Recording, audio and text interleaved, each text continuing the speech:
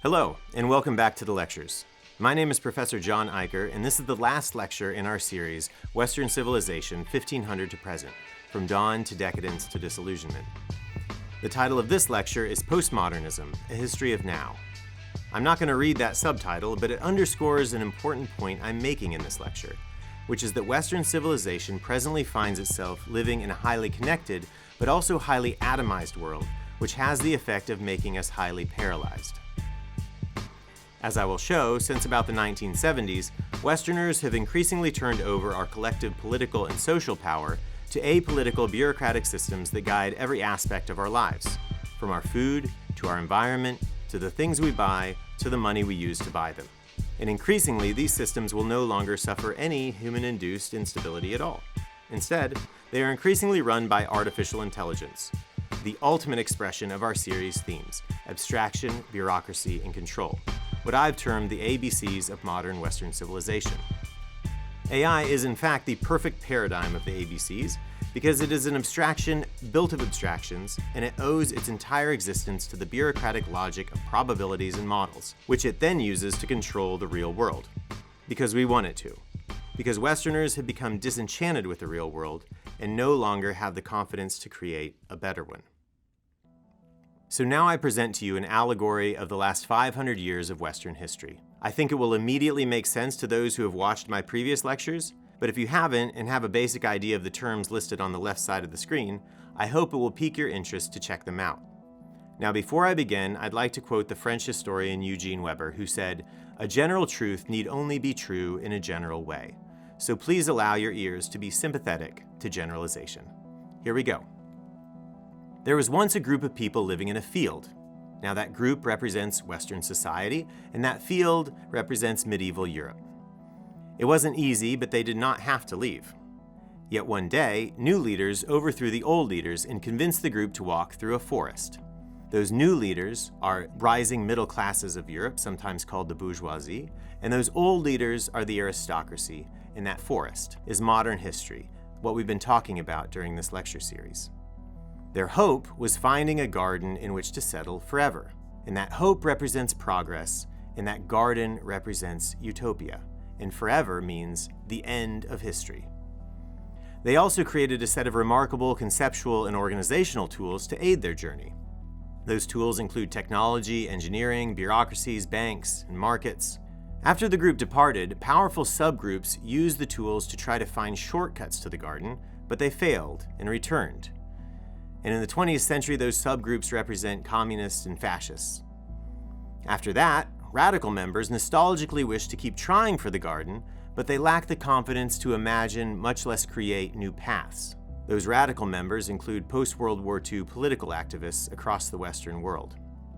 The group eventually settled on walking in a circle, and that circle represents postmodernism, the topic of today's lecture. It wasn't a garden, but their trajectory was manageable, and many hoped that it was also sustainable. Yet, the circle was immediately and increasingly cluttered with debris, and that debris represents pollution. Given the group's mounting restlessness and disappointment, combined with its failure to manage the debris, new leaders created glasses to adjust the group's perception of the circle. Those new leaders include post-World War II capitalists and technocrats, and those glasses represent the post-World War II media landscape. Eventually, the cleverest and most cynical fashioned goggles that created individual realities, giving group members access to any imaginary circle or garden of their choice. And those goggles represent the internet, AI, virtual reality, etc. As the group accepted these abstractions, and as its leaders improved the goggles to great praise and profit, the group forgot their hope for a real shared garden. They were alone together, safe but suspicious, mistrustful but managed. The theses for this lecture. Recalling the last lecture here, after World War II, fascism was dead, communism wasn't working as expected, democracy was flaky, and there weren't any new political ideas anyway. Given the failure of progress with a capital P through politics, a new global technocracy increasingly managed the post-war world. And it did so through two highly adaptable, non-ideological enterprises. The first was capitalism. Perpetually absolved from its human and environmental horrors, it could manage society. Technology and engineering, meanwhile, which I'll refer to throughout this lecture as TE, was perpetually absolved from its own human and environmental horrors, and it could manage the world. And here, when I talk about technology and engineering, I'm divorcing it from the S and the M in STEM. Because science and math are open-ended, they're creative, they're playful, they have no specific aim or goal, other than discovery. Technology and engineering, though, do have a specific aim or goal, and their aim is to change the world, and their goal is typically to profit from that.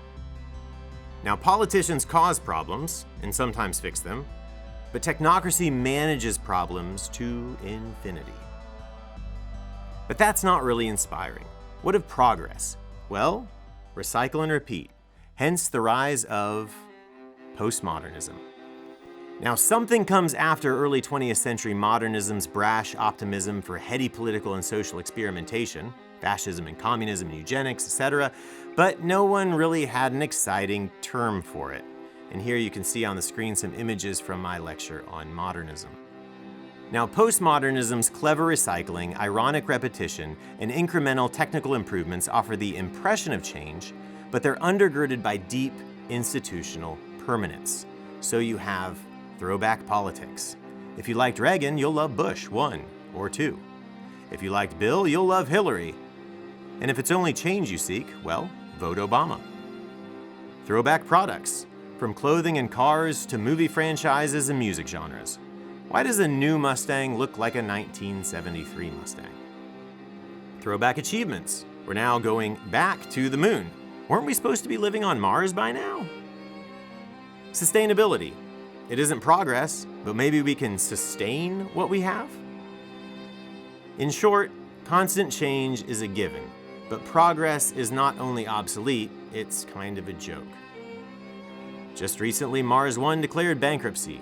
I guess we're not getting to Mars anytime soon. Now, I'm going to argue in this lecture that the 1970s was a decisive decade for this change. The 1970s completed the Western transformation of power, from national politics to globalized technocracy, and organization, from socio-political classes to atomized consumer lifestyles. And it did so through the following systems: finance, industry, agriculture, climate science, and the internet. And the 1970s also demonstrated that resistance to these new systems was impossible. Thus, the 1970s consolidated global systems of abstraction, bureaucracy, and control. And these systems are increasingly complex, which requires constant monitoring and management. First, let's talk about finance. Now, the groundwork for our modern global financial system was laid before World War I, and it starts with the Delaware loophole, which was a model for subsequent offshoring of corporate assets. Basically, Delaware can be home to a company that does all of its business in other locations and not pay state income taxes. So pictured on the bottom left of the screen is the Corporation Trust Center in Wilmington, DE. It's home to 300,000 companies, including Google, Apple, General Motors, Coca-Cola, and Walmart. And both Donald Trump and Hillary Clinton have registered companies at the center. This is mirrored in the UK by the De Beers Corporation, the diamond miners, which was allowed to be registered in London but taxed in Cairo. After World War II, with rising taxes as the result of the expanding welfare state, corporations and the wealthy found new places to escape these taxes. And they did so as the French and the UK decolonized their empires. There were lots of tiny independent countries that had no other form of income other than becoming offshore tax havens. And these offshore tax havens currently hold about 10 to 60% of global GDP. We really don't know how much. Moving forward, 1970s to the present, you have the introduction of floating currencies after what's called the Nixon shock in the early 70s, where the United States went off the gold standard. Currencies are now no longer backed by reality. Value is now a variable abstraction, and it's amenable to manipulation. Combined with this, throughout the 80s and 90s, large banks expanded their services to include insurance and hedging and real estate, and high-interest loans, online banking, etc., which expanded their power tremendously. And you have the fall of the USSR in 1991, which introduced this global financial system to an entire new world region. And Russian President Boris Yeltsin chose to decommunize the former USSR through what he called shock therapy. Instead of introducing democracy first and establishing it as a way to run society, he introduced capitalism. And the hope was that capitalism would then give way to democracy eventually. But clearly that didn't work. The result is a financial sector that exists beyond politics. An example here is the European Central Bank. The deliberations of the ECB's decision-making bodies are secret. The mere attempt at influencing the ECB, for instance through democratic debate and discussion, is forbidden according to the Maastricht Treaty. The ECB is an international organization that is above and outside the laws and jurisdictions of any individual nation. Its senior staff carry diplomatic passports, and the files and documents inside the European Central Bank cannot be searched or impounded by any police force or public prosecutor. The ECB is well known among economists as one of the world's most powerful and least transparent central banks. Yet its former president, Jean-Claude Trichet, dealt with this problem by merely asserting that there was no problem. And so ultimately, the result is an abstract global financial regime based on abstract money that can be moved, bought, sold, hedged, and manipulated anywhere, anytime. And pictured here, you see the major firms that deal in alternative assets under management. And these firms control over $10 trillion worth of capital that flows all over the world. You also see an increase in Western public and private debt that allowed global finance to define and then dictate national policies and actions. A good example here is the 1975 Great Default Crisis in New York City that basically consigned that city's management to bank management. The city held its regular meeting to issue bonds in return for the loans, overseen by the city's financial controller. Good morning, ladies and gentlemen. Today, the City of New York is offering for competitive bidding sale 260 million tax anticipation notes, of which 100 million will mature on June 3rd, 1975. The banks were supposed to turn up at 11 a.m., but it soon became clear that none of them were going to appear. The meeting was rescheduled for 2 p.m., and the banks promised they would turn up.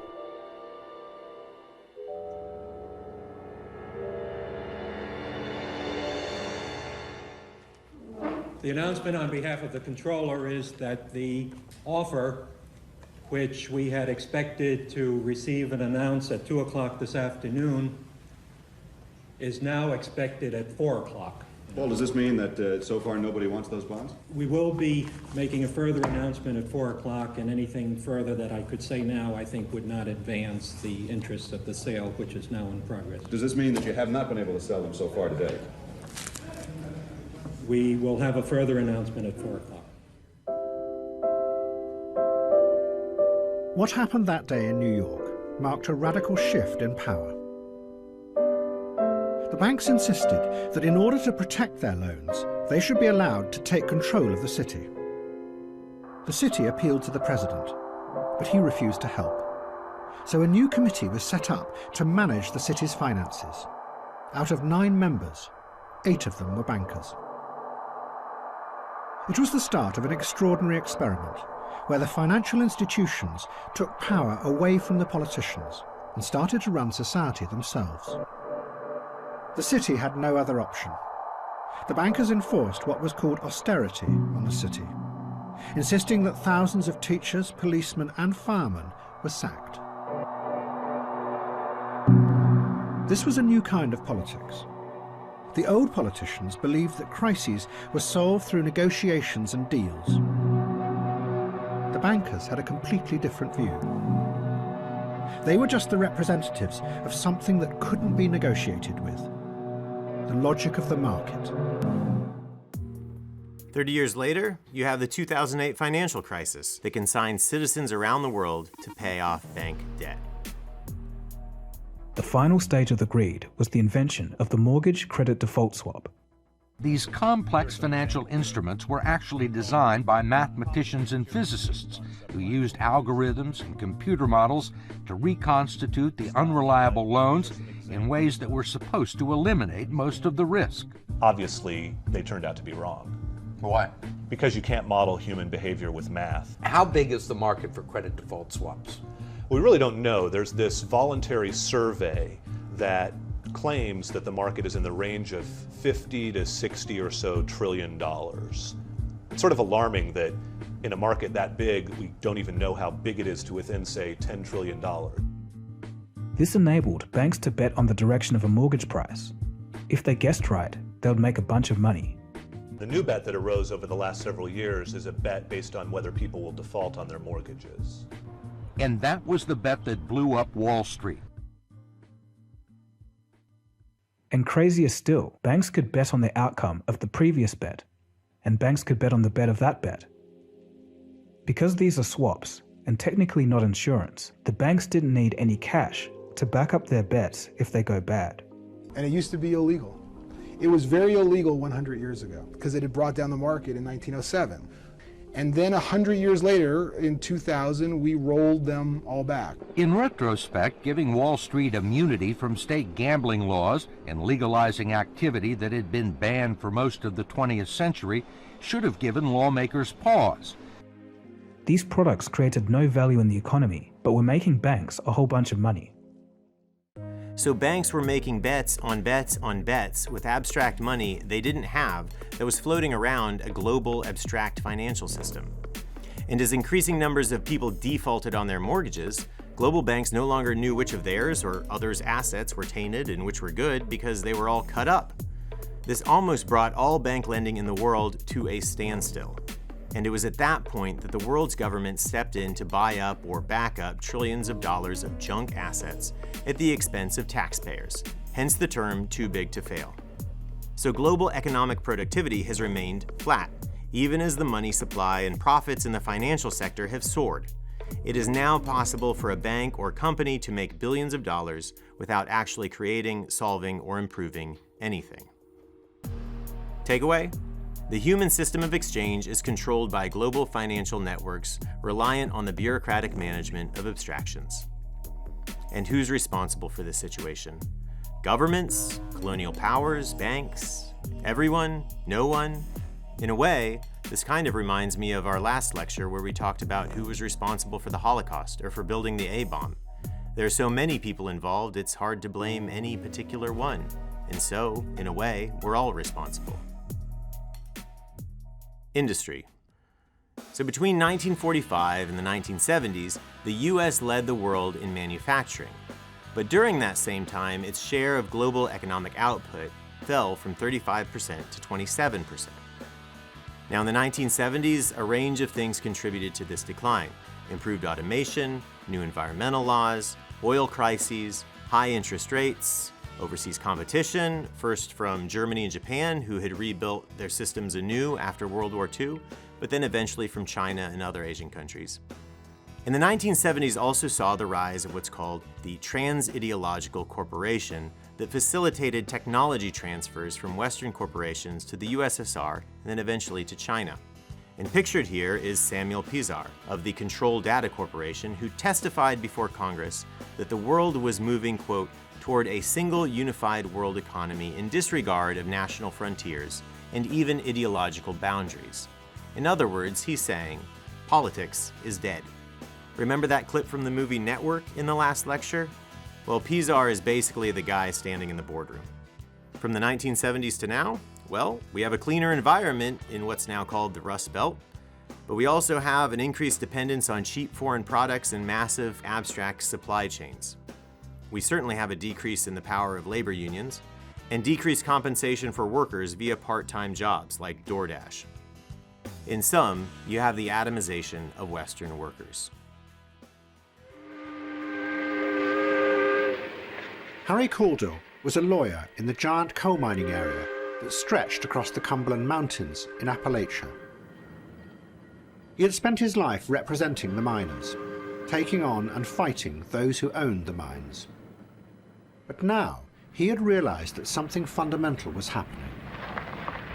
The power of the miners all around him was beginning to dissolve and collapse. He wrote a book called Night Comes to the Cumberlands. He described how coal had not only brought wealth and power to those who owned the mines, but also to the miners themselves. It gave them power because it brought thousands of them together, and together they could block the coal from leaving the valleys. It gave them enormous collective power, out of which organised labour had come.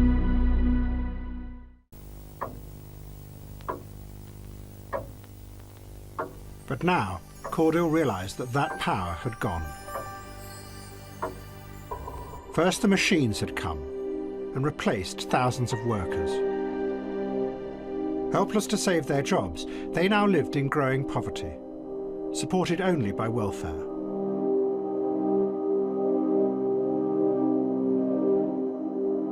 And then there was the other fossil fuel, oil.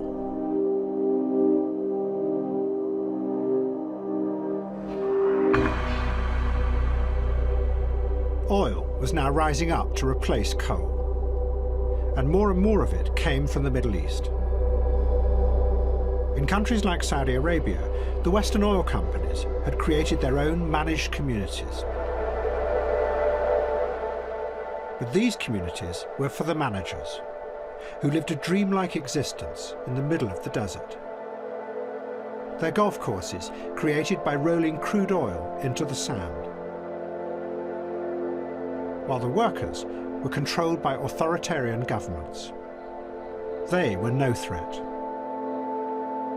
And across the world, the oil industry was a scattered, diffused network, where there was never any chance of enough workers coming together to create a critical mass.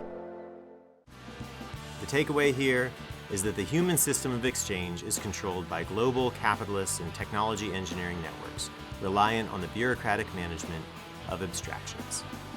And who's responsible? There are so many people involved, we're all responsible.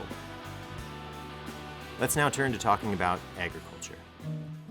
So after World War II, technology, rational management, global markets increased farm sizes, their efficiency, their yields, and also the global population. This was aided by a few things. First, the invention of a lot of new chemicals like DDT and Roundup, which give us the industrial farm landscape we see today. Also, you have an increase in farm size via larger machinery, and also the expansion of global farming, like what's happening to Brazil's rainforest. And all this starts with President Nixon's Secretary of Agriculture, Earl Butz, who directed farmers that they should either get big or get out by maximizing monocropping and maximizing the production of industrial crops like corn and soy. This process was aided by federal policies that kept interest rates low and commodity prices high, which had the effect of making farmland a lucrative investment. But farmers would often borrow against the value of their existing land to purchase more land, making land prices spiral upwards. Between 1969 and 1978, land values in the United States increased by 73%, even as farmers' collective debt grew by 59%. Yet, President Carter's 1980 grain embargo against the USSR put the brakes on this growth. Without that international market, grain prices tanked, and with growing US interest rates, US farm products were decreasingly competitive in international markets. As a result, land values crashed, banks recalled loans, and this led to rural bankruptcies and depopulation. Finally, deregulation throughout the 1980s and 1990s consolidated much of the remaining farmland into big industries. Take dairy, for example. In the 1990s, Mike McCloskey, chairman of Fair Oaks Farms, the creator of Fairlife Milk, grew to manage thousands of cows that never see the light of day in massive warehouses that, despite reports on animal abuse, also give Disneyland-like tours to school children. Go figure, he eventually sold the franchise to Coca-Cola in 2020. Or take Driscoll Berries, which operates on every continent but Antarctica, but it doesn't actually grow any berries. Rather, it outsources its labor and environmental and other risks to independent contractors and keeps some of the profits. And meanwhile, on the distribution side, Walmart has the same grocery market share as the next 7 largest grocers combined.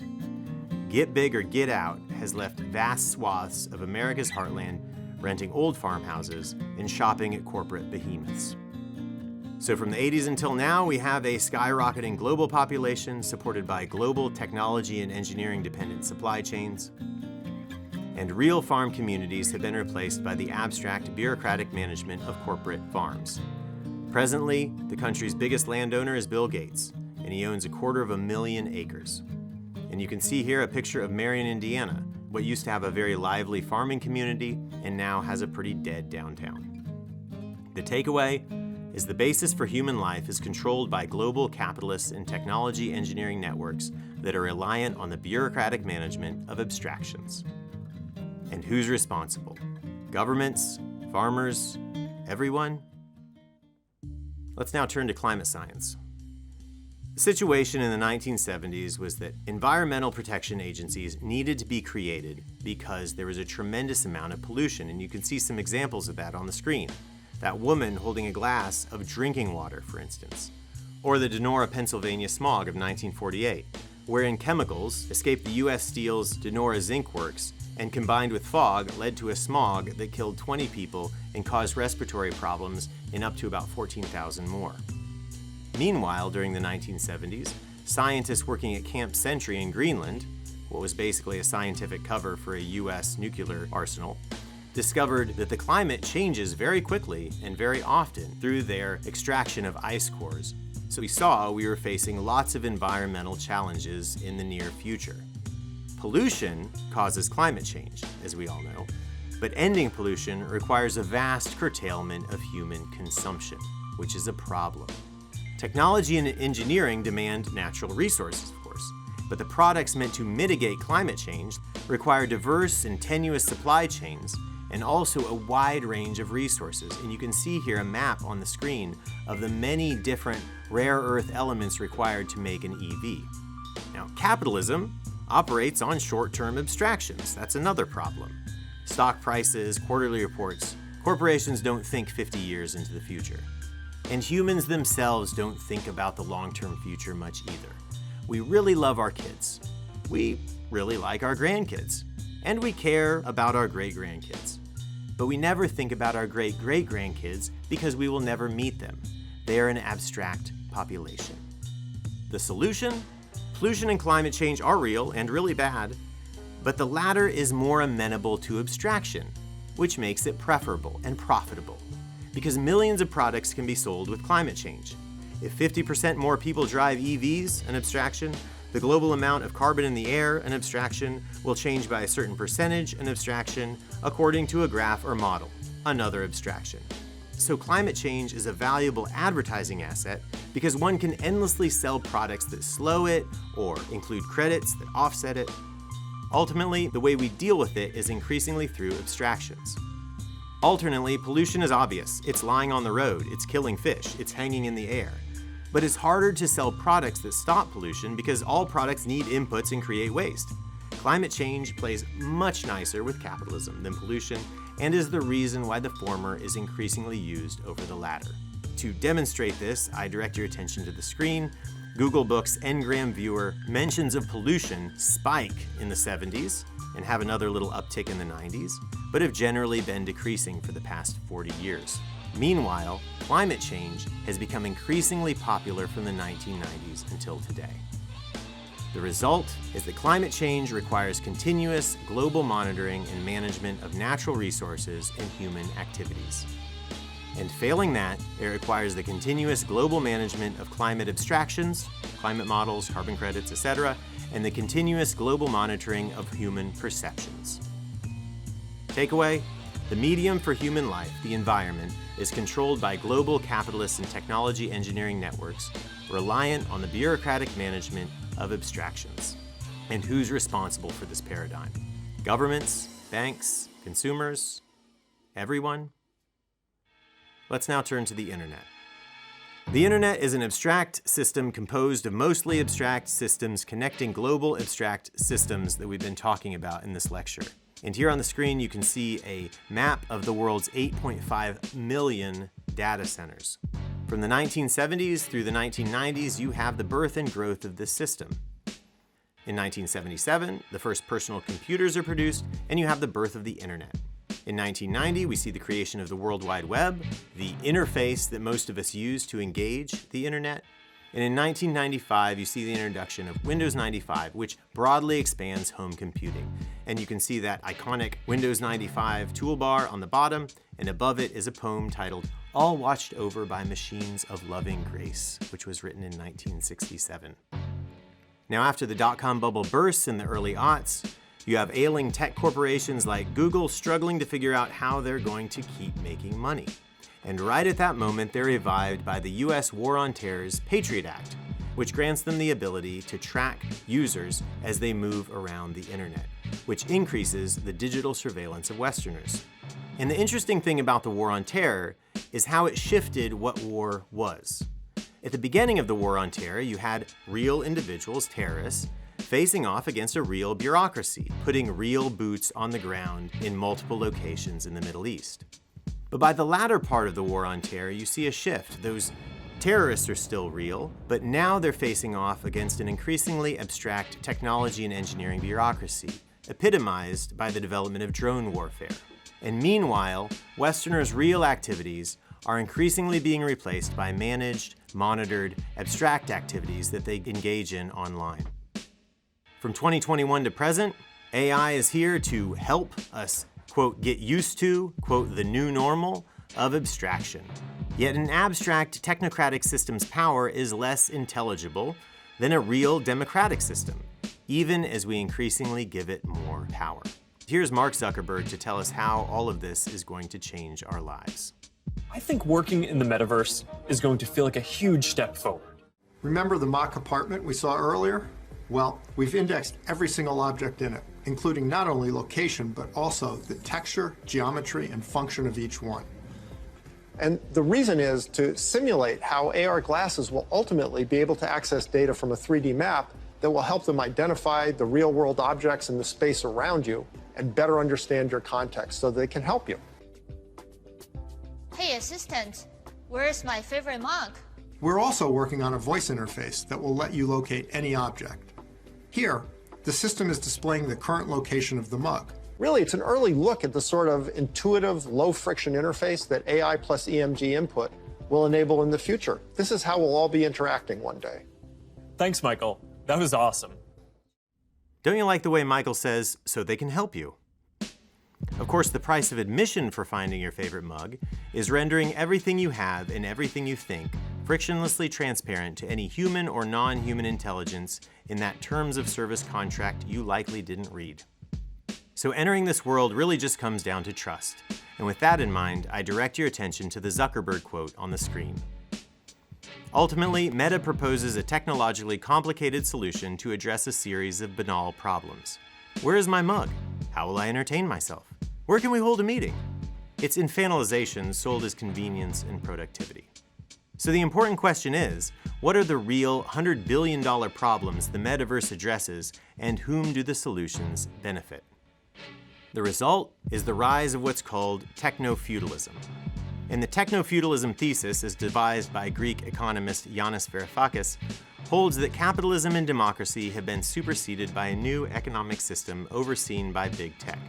The core of the argument is that the abstract world of platforms and ecosystems that we increasingly inhabit aren't owned by us, yet we are increasingly compelled to rent or subscribe to these spaces indefinitely and conduct abstract transactions within them.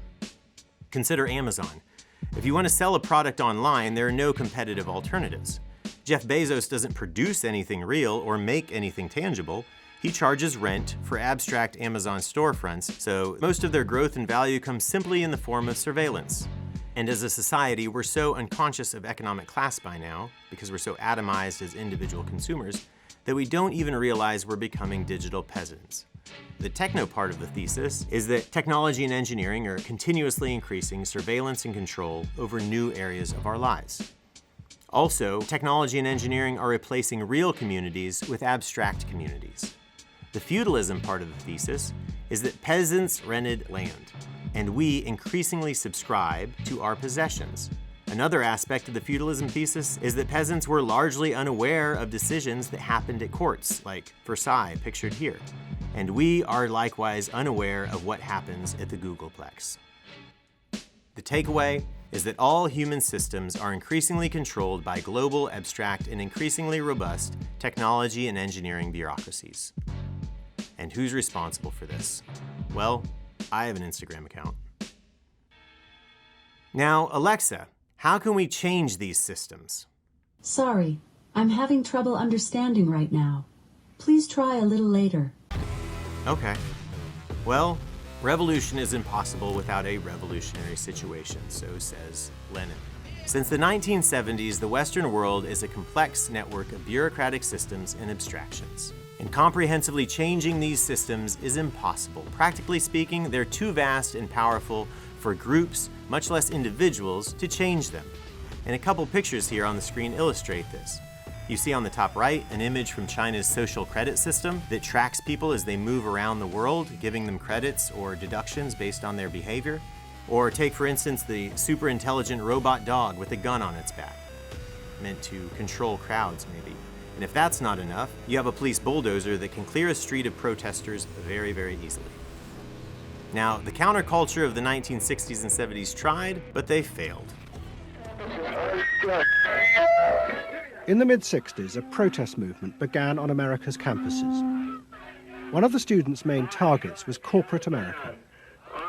They accused the corporations of brainwashing the American public. Consumerism was not just a way of making money, it had become the means of keeping the masses docile, while allowing the government to pursue a violent and illegal war in Vietnam.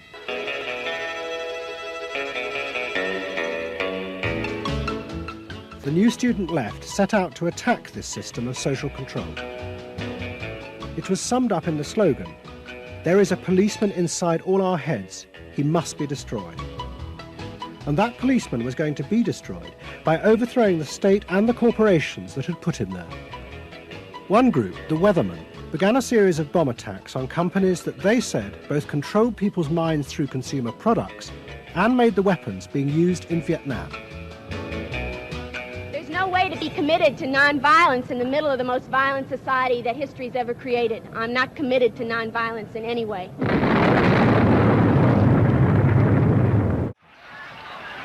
At the Democratic Convention in Chicago in 1968, the police and the National Guard were unleashed to attack thousands of demonstrators. It was the start of a phase of ruthless repression of the new left in America. In the face of this, the left began to fall apart. We had met the force of the state.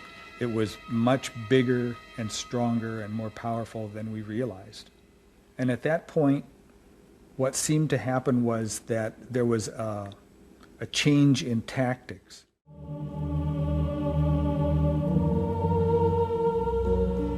People who had been politically active were persuaded that if they could change themselves and be healthy individuals, and if a movement grew up just aimed at people changing themselves, then at some point all that positive change going on, well, you could say quantity would become quality, and there would be a sort of a spontaneous transformation of society. But political activism was not required.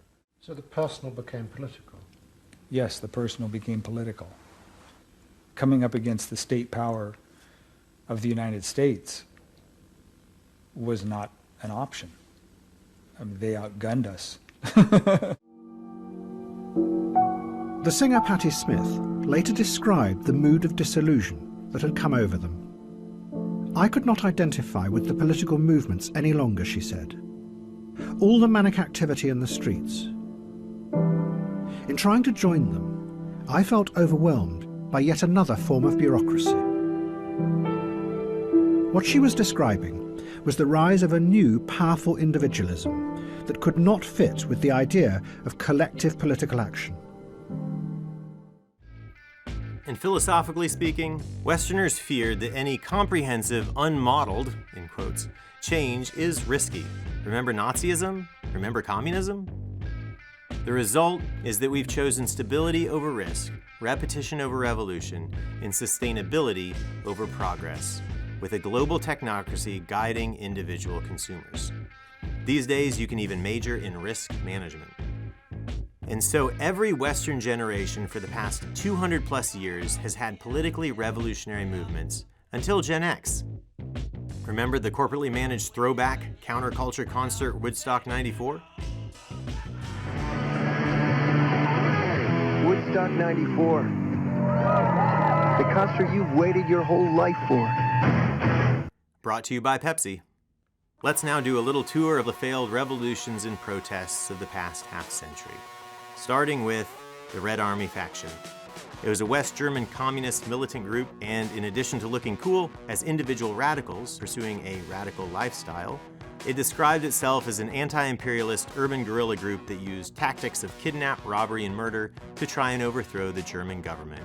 It failed. In France, the May '68 movement was composed of French students and workers who were upset with capitalism, consumerism, American imperialism, and tradition in general. It lasted for a few months, but then it failed. The Black Panther Party in the United States, it was a Black Power political organization that advocated for Marxist-Leninist-style revolution and also created various social programs to help Black communities, but it failed. We now turn to the May 19th Communist Organization, which was an offshoot of the Weather Underground and the Black Panthers. And they were also very cool looking and sought the same things as the previous groups. In addition to bombing the US Capitol building, pictured here, they also bombed the National War College, the FBI office on Staten Island, an Israeli aircraft industries building, and the headquarters of New York City's largest police union. But when it came to actually achieving a strategic goal, they failed.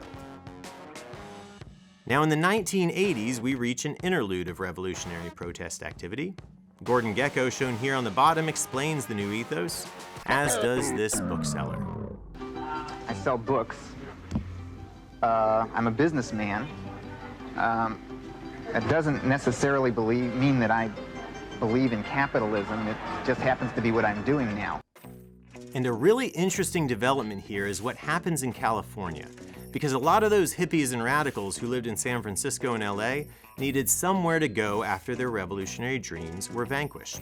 And more than a few of them ended up in what is now Silicon Valley. So take Apple founder Steve Jobs, for instance. You used to do LSD with Steve Jobs. Steve and I developed a friendship when we figured out that we had both read this amazing book called Be Here Now, which is about psychedelics and spirituality. When I heard that he was starting this Apple project, that was a big surprise to me, and I volunteered to help, not having any qualifications whatsoever. And Steve was on the phone in the kitchen most of the time. So I was alone in the garage. Once you were there, did you and Steve Jobs ever take LSD or continue to take psychedelics? Once Apple started, Steve was really focused with all of his energy on making Apple successful. Now isn't that right? The true hippie toils away in the garage while the born-again capitalist is in the kitchen making deals. You see, computing was a way for those former revolutionaries to create a system, the internet, outside the control of traditional systems of authority. Computer hacking via the internet was a way to passive-aggressively challenge the system, or at least turn on, tune in, and drop out of it via video games. The irony, of course, is that the system would grow up to reinforce all of those traditional systems we've been talking about. I guess we become what we hate. And so capitalism, big tech, and engineering won. Let's now move on to the Occupy Wall Street movement in the early 2000 teens that was meant to challenge the power of that banking system we talked about earlier. But with the rise of the internet and its incorporation into global systems of control, power doesn't exist in a location called Wall Street. Power is global and diffuse, so occupying a physical place will never work. And so the Occupy Wall Street movement was pointless. Finally, we come to the Occupy Capitol Street movement, or maybe May 19th, the amateur edition. But whether you praised it for patriotism or insisted it was an insurrection, January 6, 2021 exemplifies the end logic of isolated individuals chasing a revolutionary lifestyle instead of organizing as a collective to actually change reality. And like Occupy Wall Street, rioters discovered that capturing a physical space is meaningless. The COVID lockdowns that happened in 2020 underscore the point. power doesn't gather in a physical space anymore. So sure, occupy the capital. I just hope you can pay the rent and utilities, because banks getting their money will always be enforced. And you know, during the 1917 Bolshevik Revolution in Russia, the communists seized the Winter Palace, the political seat of power, but more importantly, they seized St. Petersburg's telegraph office, because they knew controlling the means of communication was more important than controlling the space that represents political power. And on January 6th, Capitol rioters certainly didn't seize the world server farms. In fact, they used them to incriminate themselves with selfies. And thus, the Capitol riot was pathetic. Now, global systems do not equal global conspiracies. Or maybe they do? Or maybe we'll never know? Surprise, surprise, the 1970s also witnessed US left-wing paranoia of a global military-industrial complex and US right-wing paranoia of a socialist communist New World Order. Both expressed fears that bureaucratic systems were too big to be challenged or even understood. Now, all those systems that we talked about earlier are interlocking, and interlocking systems create interlocking patterns. And humans intuitively notice patterns and create stories about them. But the internet facilitates the creation of endless patterns and personally tailored stories, i.e. conspiracies, about those patterns. So in this lecture, Bezos, Gates, Musk, Zuckerberg, all are linked to most of the aforementioned systems without public accountability.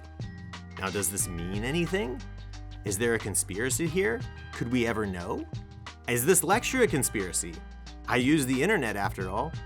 Ultimately, with so much information and so much of it tailored to our own interests, can we ever know anything for sure? How abstractly do we want to live?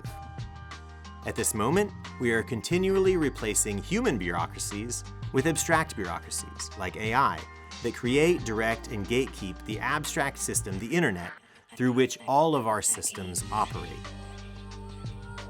And how does living in this emerging world of increasing abstractions make us feel? It seems like individuals feel increasingly suspicious, anxious, and paralyzed. There are fewer divorces because there's fewer marriages. There are fewer abortions because there are fewer pregnancies. Fewer teenagers are dying in car accidents because fewer teenagers are getting licenses. And unlike previous generations, millennials and Gen Z do not suffer from too much exuberance and risk. They suffer from too much uncertainty and risk management. Thought exercise.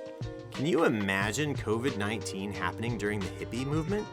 You'd have protesters out on the street saying it was a government conspiracy. Or the punk era? You'd probably have the Sex Pistols giving a concert only for the unvaccinated. No, Western youths were very well managed during the pandemic. Technocracy for the win. Anyways, you can get in all the Reddit, Twitter, X, whatever fights you want, but you won't change the world because social media isn't a real place and maybe you don't want to anyways. So where do we go from here? Well, increasingly our default logic is that reality is deceptive and we must trust abstraction. We are losing faith in our real abilities. This is a presentation of an artificial intelligence model which learns certain movements. This movement is so creepy and could be applied to zombie video games. An artificial intelligence could present us grotesque movements, which we humans can't imagine. This is what we have been working on. Hayao Miyazaki, a famous Japanese animator. Well, every morning, not recent days, but I see my friend who has a disability. It's so hard for him just to do a high five. His arm with stiff muscle reaching out to my hand. Now thinking of him, I can't watch this stuff and find it interesting. Whoever creates this stuff has no idea what pain is whatsoever. I'm utterly disgusted.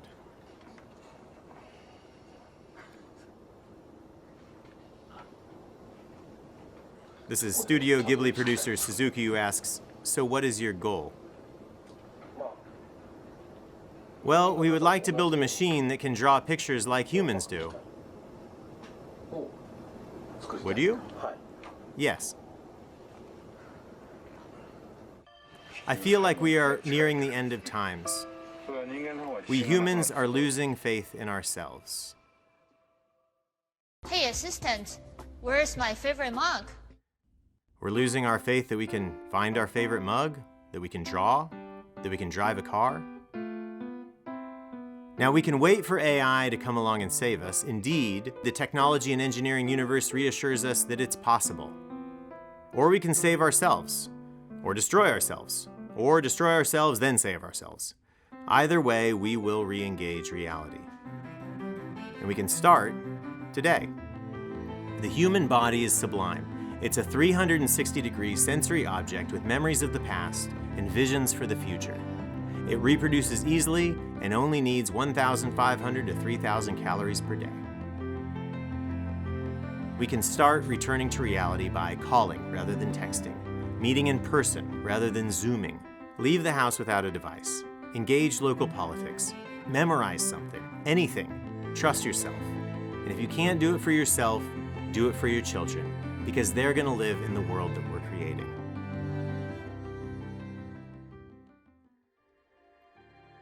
My concluding screen here, instead of theses for this particular lecture, I'm going to leave up that allegory of Western history that I presented earlier. Thank you so much for listening to this lecture. I encourage you to check out the other ones if you haven't. And before I go, I would like to give credit and a big thank you to a few individuals concerning this lecture and the series in general. First, to my spouse and greatest intellectual collaborator, Julia. I couldn't have made this without you. And second, to the historian Jacques Barzun and the documentarian Adam Curtis. Barzun inspired substantial parts of the series, including the title, and Curtis's series Century of the Self and Can't Get You Out of My Head inspired and contributed to substantial parts of my final 2 lectures. Once again, please hit like and have a good day.